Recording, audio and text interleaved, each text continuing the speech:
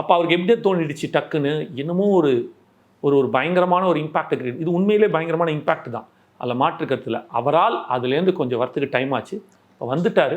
I think he'll start growing. இதெல்லாம் பக்குவப்பட்டு கொஞ்சம் வருவார். ஏன்னா மற்ற ஆட்கள்லாம் நீங்கள் பார்த்தீங்கன்னா அன்னியோட முடிஞ்சிருச்சு, அந்த நேரத்தோட முடிஞ்சிருச்சு.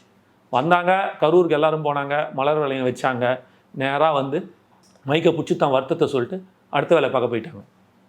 ஆனால் இது கரூருக்கு தான் போலையே தவிர ஒட்டு மொத்தம் அந்த 30 நாளும் அந்த குடும்பத்தை பற்றி யோசிச்சுருக்கார், இந்த குடும்பத்துக்காக எழுதிருக்கார். இவங்க எல்லோரும் 30 நிமிஷம் செலவு பண்ணது. நான் யாரையும் கொச்சப்படுத்தி பேச விரும்பலை.